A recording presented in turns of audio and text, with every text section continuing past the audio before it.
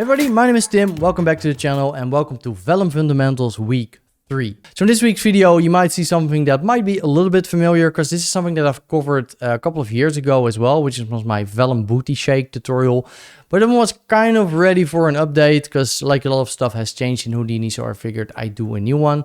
There was also a request on that video like to do a new one because like some stuff has changed. So this one is updated for 19.5 and we're doing a Vellum Fundamentals anyway, and this is kind of essential stuff for Vellum. So yeah, we're going to be learning how to make this big lady shake her booty, and also in this part we're also going to be adding some cloth. So this is going to be quite interesting. So yeah, in this one we're going to have the main thing on YouTube, and there's also going to be an additional video on Patreon that's going to deal with the with the rendering side of it. So I actually use stable diffusion to generate textures on this lady. So like if you want to know how to do that, there's an additional part on Patreon or on Gumroad. So if you want to help out the channel and get access to all of the source files for all of the stuff that's being made in this week's video, you can get it there. So it helps out the channel, and yeah, then you can also learn some more. But without further ado, let's actually dive into the video. All right, so it's time to shake our booty. So some of you might recognize this lovely lady. I've used this in a tutorial before called a Vellum booty shake. It's this one. So I'm revisiting it because there's some stuff that changed in later Houdini versions.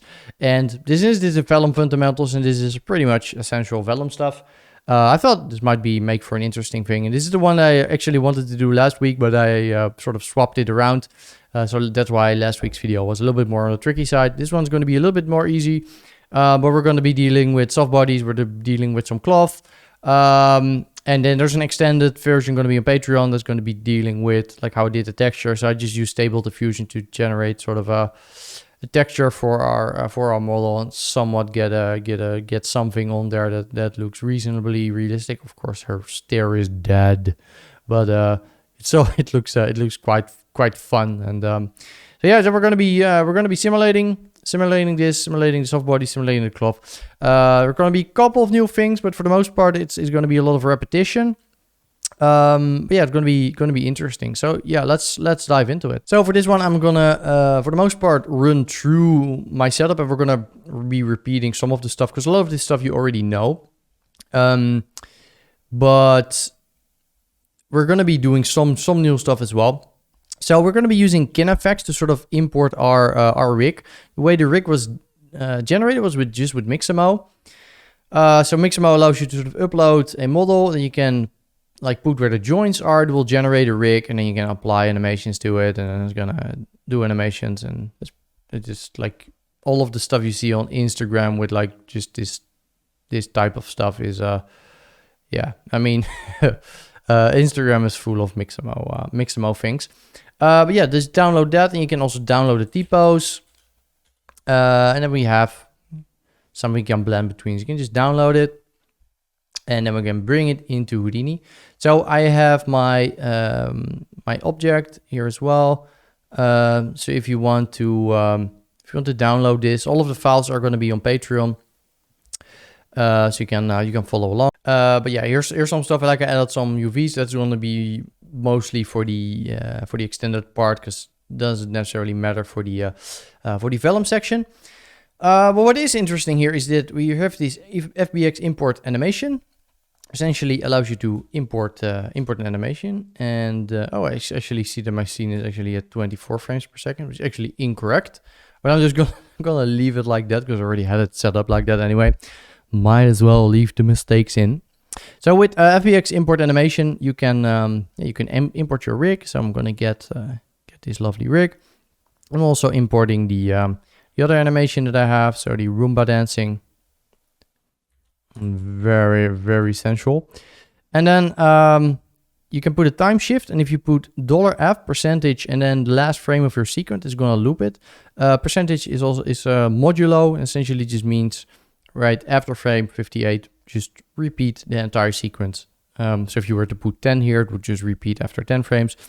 Modulo is very useful, and we're going to be using it a lot more. I believe we also used it last week, I think, on the one of the things. But yeah, it's I mean, it's pretty straightforward. So just looping it and just offsetting it sort of, that we sort of start here with, that we start 20 frames later. Reason why I'm doing it is because, I mean, we're gonna have our fat lady here, of course, or our thick lady, I should say, and she's gonna be constrained to this animation here. And you can see she comes in a lot bigger, so we need to transform her down by 0.01. Something you need to do in Houdini generally, because Houdini works in meters. Meters seems to go, if you get something from like Maya, it's in centimeters, so you generally need to do these unit conversions. So just bring it in, and what we're going to be doing is we're going to be doing a vellum simulation. We're going to be constraining her to this rig. And this is going to be done a little bit differently than the previous ones. If you've ever seen the old one, I'm doing it a little bit differently now. Also because the way that this stuff comes in now, the rigs come in, is just different. And yeah, but because we're going to do a vellum simulation, we need to start at a T-pose. So we need to start at our T-pose model. That's the one here. Because else, of course, it's just going to, like, she's going to snap to to this other spot, because we need to constrain it, and this one doesn't start in the correct spot, so we cannot really constrain it. It's just gonna look weird. So what you can do is you can put a blend shape here, and this blend shape allows you to sort of just blend between these two rigs. So you can just do it like that. So that's why there's a sort of starting 20 frames later. So we have some time to go from T shape to T-pose to our moving sensual thing. So if you want to bind something to a rig, what you can put here, and I'm not sure why I still have a mask there. It's probably I was messing around with it. But here you have two ways to capture joint. So if you just build a capture joint, so there's Biharmonic Capture, and there's also proximity capture. So that's essentially you can give it the input geometry. So the lady here and the what's it called? So there's the bone capture. Where is it? So the proximity capture essentially is just gonna look to the nearest point on the surface and gonna capture it like that. Biharmonic capture is some kind of algorithm, and it's generally more better. So if you put your frozen T-pose in here, so in the second input, you put your geometry in the first input, and this will capture. It's like it takes a little bit to compute, but you can see here we get some colors on this. Essentially, the weights for the different bones.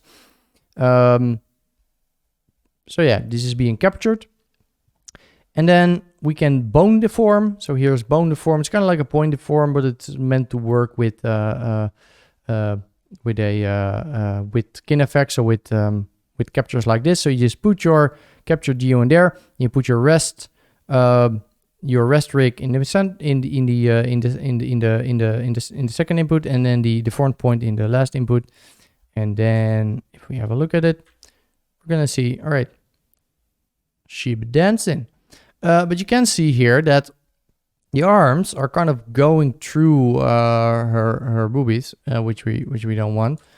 So instantly demonetized here, but yeah, is going through. So what we can actually do is we have something called rig pose. And rig pose, if you just put a rig pose on something, it's kind of a nifty tool. If you just press enter, you can see you get all these controls, and you can actually you can rotate your rig, which is just it's quite nice.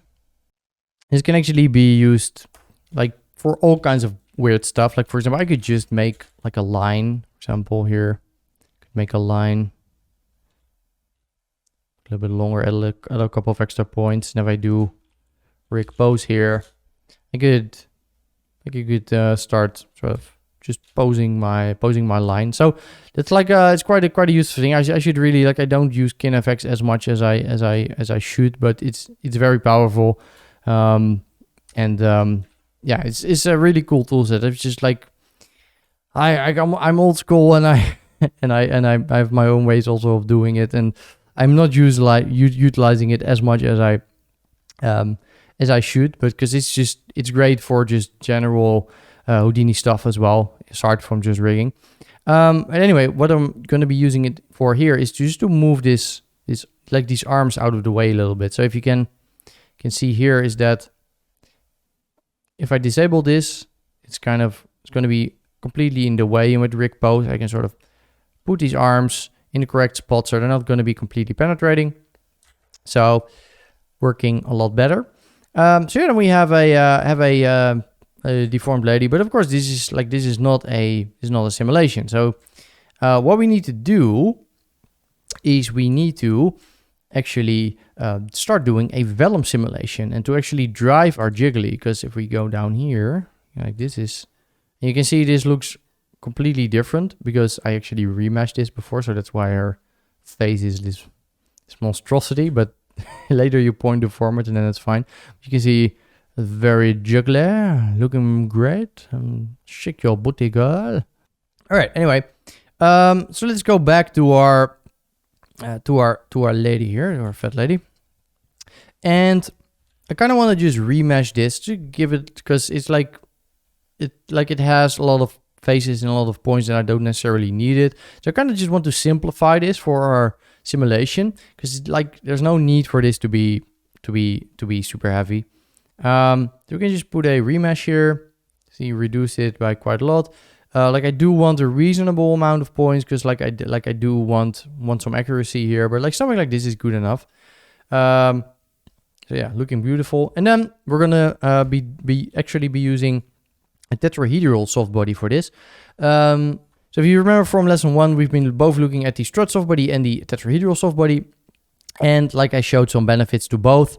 For something like this is something where you would really want to use tetrahedral softbody, because this is gonna have inner structure, and there's gonna be if I put an FEM validate in here, I just discovered this recently. You can actually just you can slice, which is a lot easier than what I was doing with the blast before. So you can, this actually has has an inner structure, which of course means that we have control over this inner structure, and how much is gonna it's gonna wiggle essentially.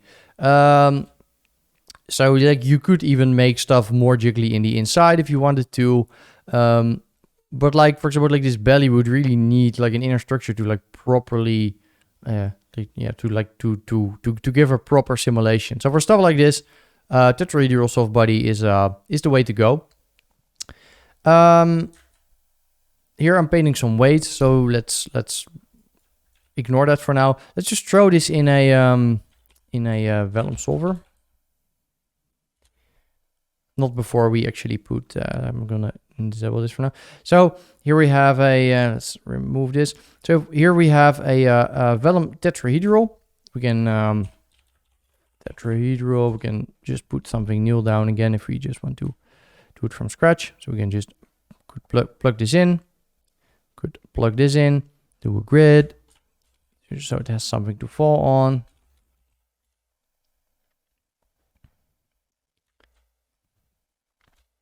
And let's press play. And this is already going to be fun. This is going to be there you go.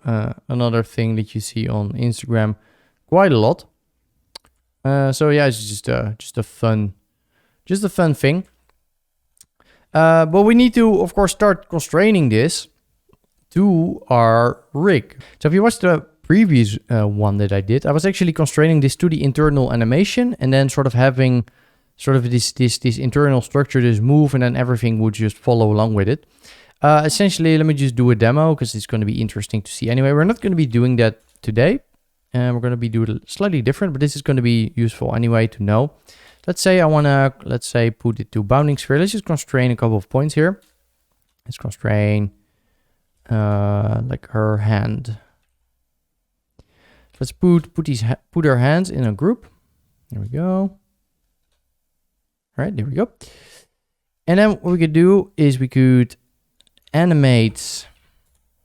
So let's say, right, let's put it to this group. Let's move center to origin and then put everything to 0. So it's going to be the start point. Let's say we're gonna animate this up a little bit. So like you see, her hand is gonna move up.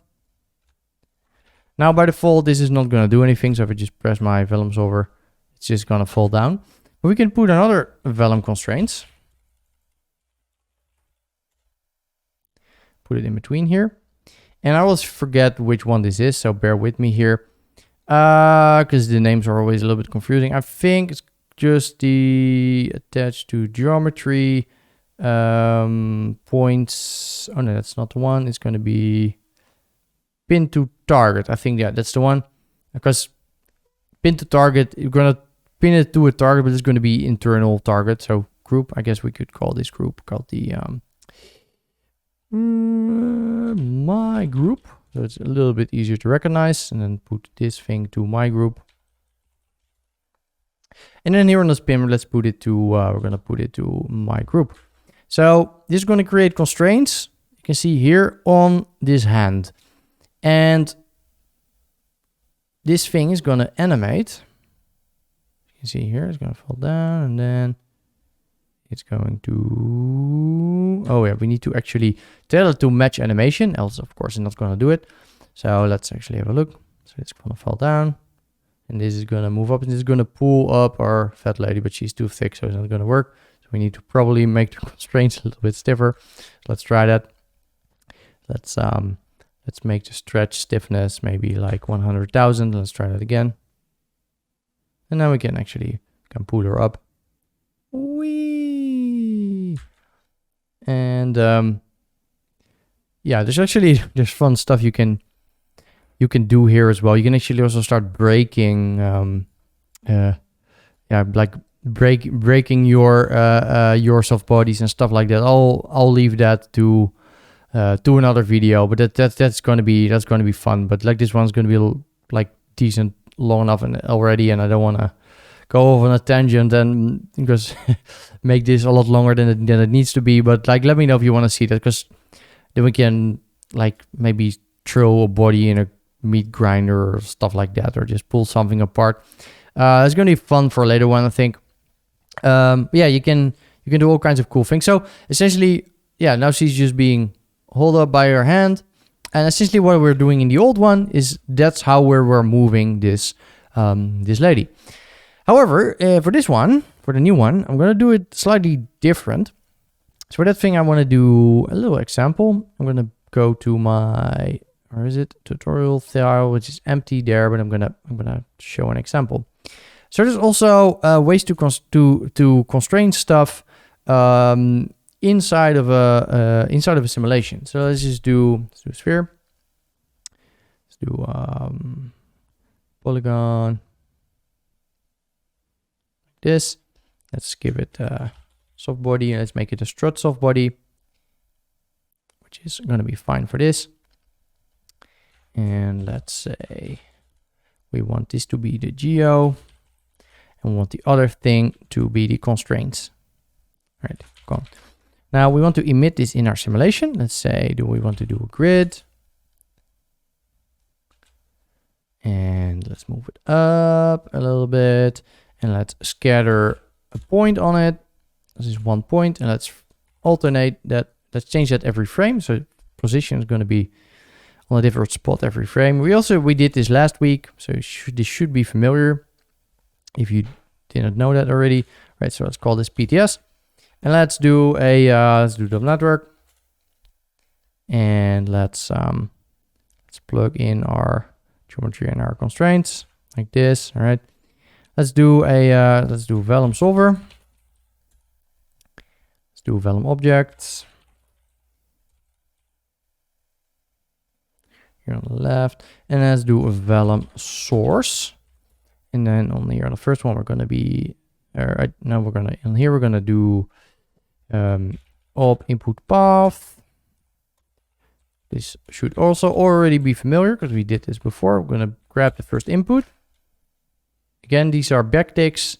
So op input path, open bracket, quotation mark, dot, dot, quotation mark, semicolon, and then 0, and then close. And then on the constraint path, we're going to put 1.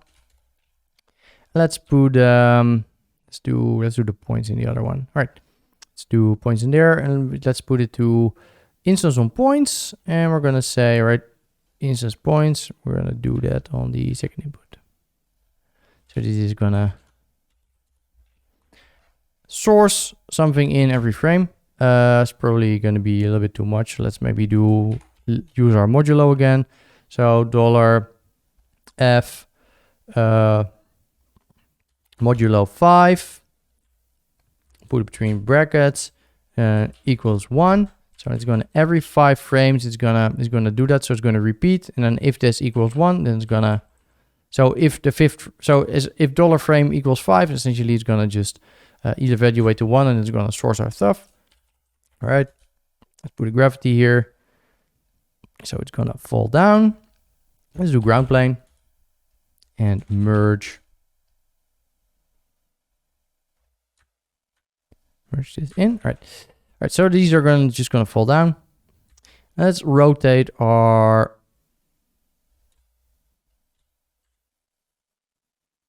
ground plane a little bit. So these are gonna fall down and they're gonna sort of roll off.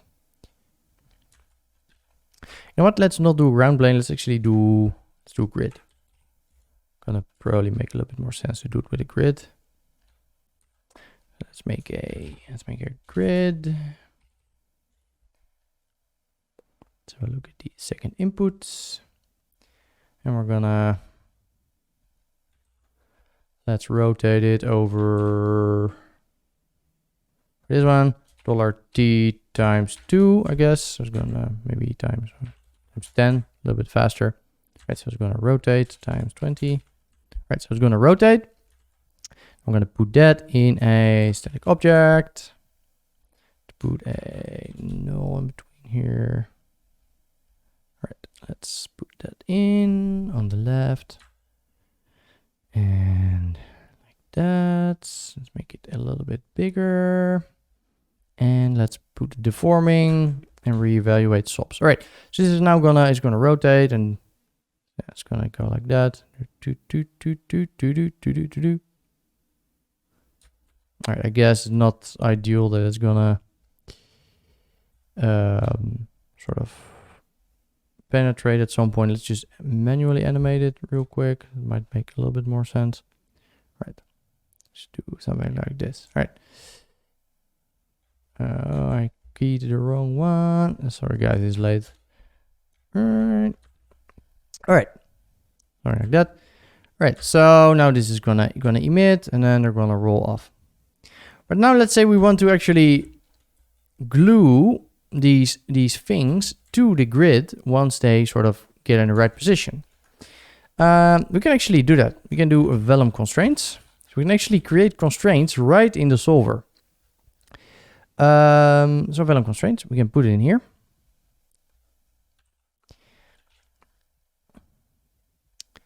No, I'm messing it up. Right in the center one. All right, there you go. And then we need to do attach to geometry. I think is the one I always mess up which ones I need to use. Target path. I'm gonna put in geometry there.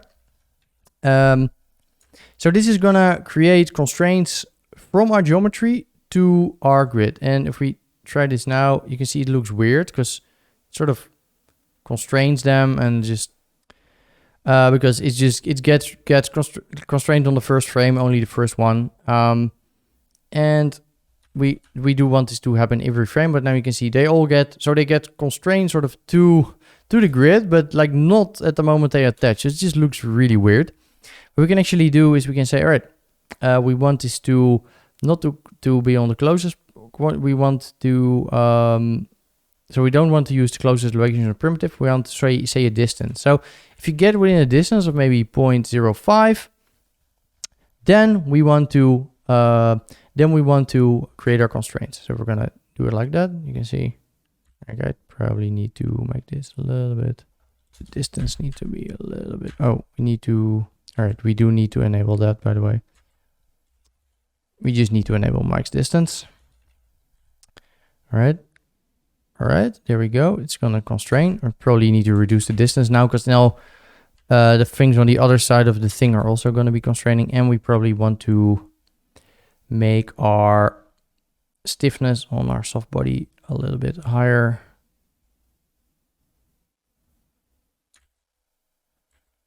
Probably soft bodies are probably not the not the best to show this with. Let's do a balloon instead, because balloon is going to at least keep the pressure on these things. So they're gonna, so it's gonna have pressure, and then so it's gonna constrain, and then yeah, right, it's gonna be better. All right, you can see now our vellum are sticking, and but we can also we can say that we want this to slide, and why is there no sliding scale?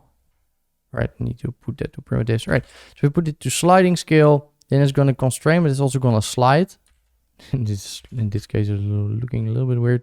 Right, I think I'm going to actually just remove the animation from this grid, because it just is making this whole demo a little bit too chaotic for what it's worth. All right, so let's just move this down, because my main point is just dynamic constraint creation. I'm gonna show this in a later. Yeah, this shows it a little bit more straightforward. Right, and if I increase the sliding scale a little bit, right, you can see they will actually slide, and we can change the stiffness on these constraints, or like how much can they stretch. We're going to be doing more with this later. The main point is just I wanted to show that you can create constraints during your simulation. We're going to be doing a lot more with this later. But the point of this that I wanted to make, because this is going to get way too long, is the way that I'm going to be constraining this ladder to the rig is here in this solver. I am actually just putting a vellum constraint in here. I'm just putting it to on creation frame because it just needs to happen once, and I'm pointing it to our animated curves. So what is going to happen here is that on the first frame, our ladder, so our geometry here, is being constrained to the rig. So that's why she's going to be moving with the rig. And then you have options here, like how stiff do you want it to be? Like I want it to be very stiff. So all of the inner parts here are being constrained to the rig. I just want that to be stiff, like completely stiff.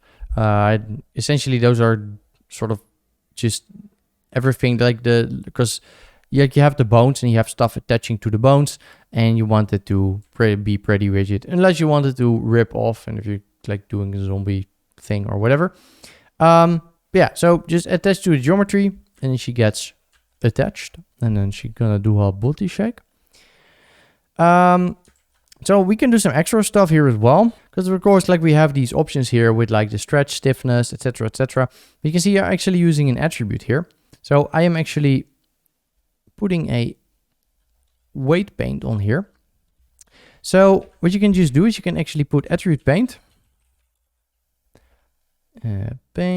Attribute paint will allow you to sort of paint on a piece of geometry. So again, you can paint on it. So what I called it weight.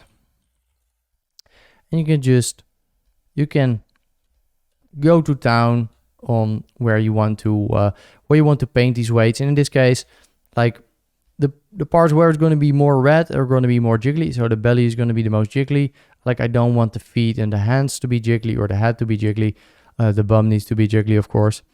So yeah, you just paint the weight on it. And then I do have a wrangle here where I'm sort of inverting, because of course the places where we painted is going to be red is going to be the highest value. And that would mean if we put it in here, it's going to make it the most stiff, which we want it to be the inverse. So I'm actually just fitting it. So I'm saying F at weight, which means just the weight attribute we have. Fit, it's not a function. Again, we can F1 on this to see how it works. So put a value in here at weight. I'm going to put a 0, so the minimum value of the thing that we put in. The maximum value is going to be 1, so 0 to 1. And I'm putting it from 1 to 0.035. So I'm not completely inverting it. Because of course, like I don't want values that are completely 0. Because then they're going to be infinitely like wiggly. That would essentially just mean the lowest amount of stiffness, and they're just going to move everywhere, and it's going to just look really weird. Yeah, if you put something like this in, like you can see here, the belly will be a lot more shaky. Let's say if I were to reduce this down even further, you can kind of see, let's say I put it to 0.01, like really low, you can kind of see the problem. Like it's going to be, like some parts are going to be extremely soft. So that's why you kind of just maybe want to at least have a minimum value, so you can kind of control it that way. And then on these constraints here, you can just put it to scale by attribute. You can put this attribute on here, which is, let me change my viewport again, by the way. So we just have this attribute to be painted, weight, and we're just multiple. So essentially what's happening here is we have this stiffness, again, saying how stiff is our constraint. We're scaling that by the attribute. So the part on their belly and our bum, it's going to be less stiff. And then once it goes into the solver, it gets constrained to the rig, and then it's just gonna shake a booty. So yeah, essentially you just do that, you cache it out. So we're gonna cache it out. You can see here, shaking the booty, looking quite nice. Bloop, bloop. So looking quite cool. Like you can make it as jiggly or as stiff as you want. I like this. It's like it's a little bouncy, but not too much. But yeah, I mean, do whatever you want in your own scene. You can just put a Vellum post process after it. So I didn't end up using anything here, but you definitely could. And then essentially what you do is you just put we discussed this also in the first video, but again, so like that's why I did in the first video, I just went over all of these things. So you kind of already know how a lot of these things work. You just grab the original geometry, you put a point deform. Point deform will have an input geometry, then a rest point, which is going to be I put a time shift. I removed the channels. So if you put a time shift here, it's going to have $F in there by default. So if you just do delete channel, you can just put 1. It's going to freeze it on frame 1. You're going to just put that in there. And then you put the deformed point in the other input. And then essentially this is going to animate our original geometry by our simulation. Pretty cool stuff. All right, so this is only part of the puzzle, of course, because we still need, we still need our cloth. All right, so how do you make a piece of cloth? All right, so there's something called Vellum drape. So essentially what you do is you just start with a curve, and let me just view my lady, and with space and 3 on the keyboard, I can check the front view, and just with the curve tool, just put a curve. And if I template my other thing, you can just start drawing kind of like what you want your shirt or dress or whatever to be. So you would put something like this, you just draw it. And then you would put a planar patch from curves. We'll essentially take these curves and just make it into a planar patch. So that's going to be this thing. So has geometry. You can say how much detail do you want to give it. If you're going to just be playing around initially, you might reduce it a little bit, and then later you can sort of increase the quality. You can turn on or off resample curves to get the detail that you want. And then what we want to do is we want to sort of make some groups where we sort of want these stitches to be, because we're gonna make this into a dress or a t-shirt or like whatever it is. I guess it's either a dress or a long t-shirt. But we're gonna say, where do we want these stitches to be?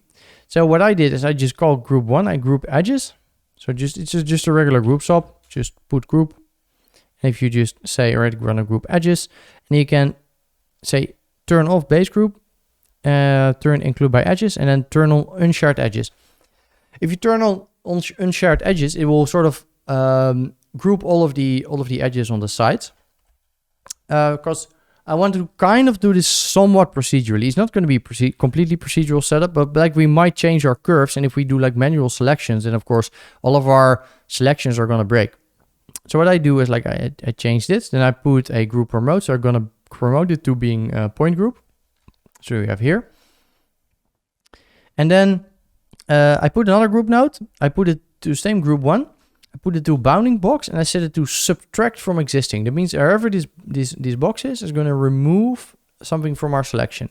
So I'm just putting it in here, and I don't want it to do the sides, and also don't want it to do the top part, because then we're going to get something that like I kind of liked, where this is sort of like has like a little cut in, which I think looks kind of nice.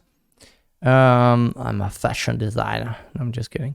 But yeah, anyway. So you just do it like that. You do that on the other side as well. You do it on the bottom, and you do it on the top. And then you have your point selection. So even if this curve would like slightly change, we can just like change these selections with our groups, and we don't need to make any like manual edge selections or point selections, because that would just like, if you're constantly just changing your curves, it's gonna just be a mess. So now what we're gonna do is we're gonna give this a front and a back side. So let's template our lady again. So we're gonna put one on the front, and we're gonna put another one on the back. So we're gonna reverse this, because it's gonna be a flat planar patch. So you can see this inverted. So we reverse this, so it's gonna be on the correct spot. I'm putting group rename here, so it's gonna rename the group 1 that we had to group 2, and I'm gonna say just this is the back and this is the front. So just making new groups, just primitive groups, and I'm projecting some UVs on it, so we can actually put like some textures on there. All right, doing a little UV layout and whatever here. So just laying out the UVs. Which of course comes in handy for if you're going to render this. So UV layout, push them like this, and I wanted them to be side by side, so I put it like that. And now we're just going to be configuring our cloth. So you just put vellum cloth again. We've already talked about sort of how that works. The main thing that you do want to do is you'd want to increase the density a little bit. I want it to be a little bit more heavy. I can show you in a little bit what the difference is going to be.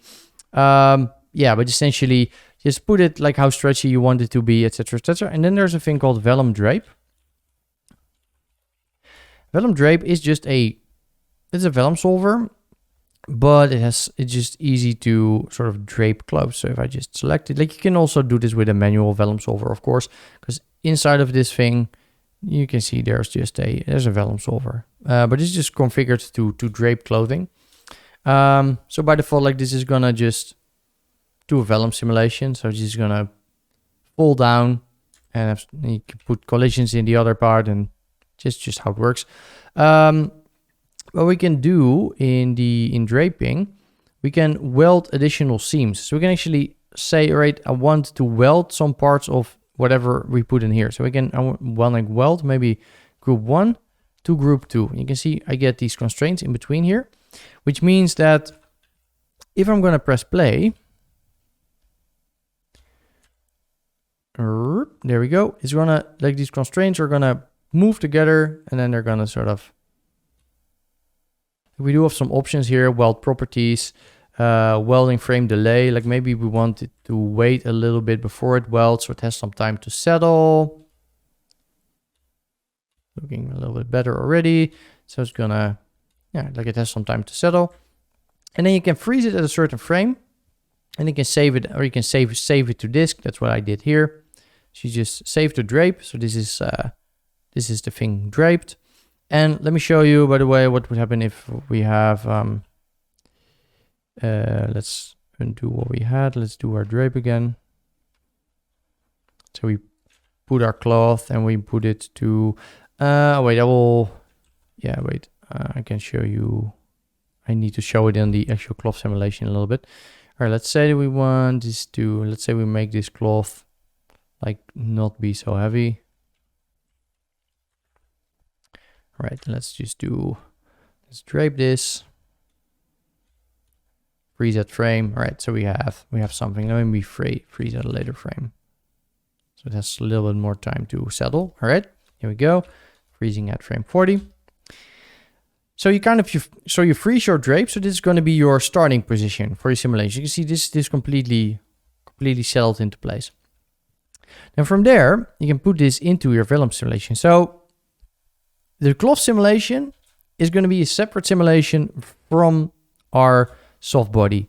Of course, you can combine it into one simulation if you want, but just remember that it's generally better to sort of partition your work in like individual sort of things that you need to do, because the thing is just that first of all, it's going to be a lot slower if you do it all at once. Secondly, if you kind of think of how this would work in the real life, you're moving your body and your clothes kind of move with your body.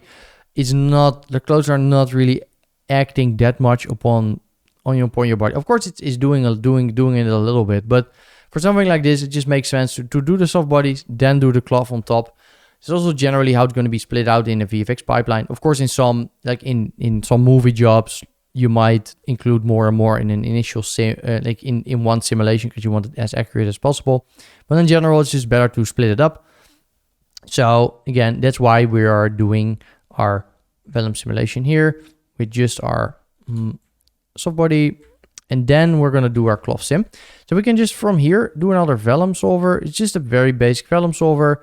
Nothing that interesting going on. 10 substeps, pretty basic stuff. We just and we plug in our draped piece of cloth, and you can see it will immediately sort of move up a little bit, because like she's gonna move, and this is where this weight comes in. So let me show you what will happen if we have this other piece here that doesn't have as much weight, which is actually it looks kind of funny. It's gonna take a little bit to simulate. So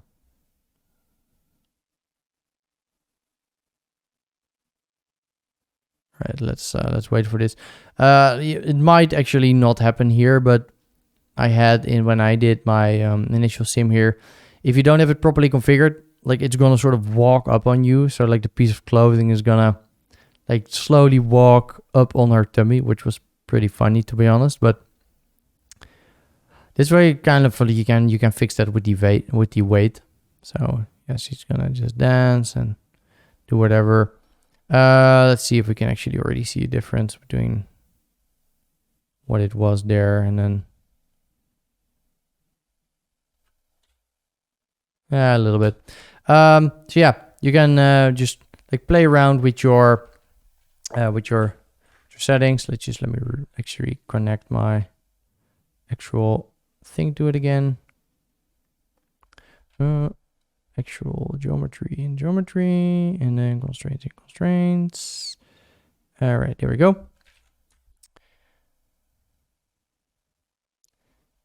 So aside from that, there's not really a lot here that I changed. It's just pretty basic. You just make sure that you have enough substeps for this to actually be accurate. And then there we go. Here we have the cloth. Just move around. Some UV transform here, but then if we have a look at the take an input here, so you have the lady and you have the shirt. If we look at it in one thing, right, then let's just flip book. Then we're gonna have our lovely lady doing a little belly dance. Doing a little belly dance.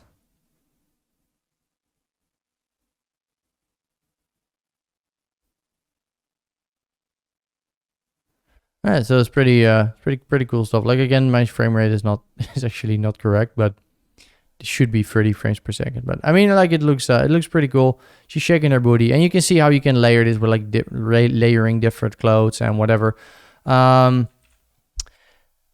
If you have some intersection issues, there's always in this Vellum post process, there's options to to do like collision correction. So like if you have like, for example, a little bit of an intersection with your render, you could like slightly inset it, like offset it with this. Yeah, so there's a bunch of options there. You can extrude by thickness if you want to, depending on how you want to render it. Of course, you could extrude by thickness, so it's gonna give a little bit of a thickness to the cloth, and it's gonna keep in mind that like this is like it's gonna do a bunch of magic to actually sort of make it extrude properly. We don't want to do this here, and you want to apply welds, like in case like you want to make sure that your seams are actually welded together. You can see that happening here. But yeah, so that's the vellum part. So pretty straightforward, but also a lot of fun. And yeah, now you can also make these make these Instagram renders you see everywhere of just fat people dancing and falling and whatever, because it seems to be quite popular. But yeah, I mean, just a fun thing. Like, I hope you enjoyed it. If you want to see how I did the rendering for this, so like I generated textures using stable diffusion for this. So I'm just gonna have a very short video walking you through this. Like, I was kind of happy with how that turned out. It was just an experiment. I kind of wanted something more interesting to put on this than just a plain color like I had in my original thing. And actually, I actually think it holds up pretty well. Let me just grab the video again. It's just I don't know, it looks kind of cool with a lot of fake details.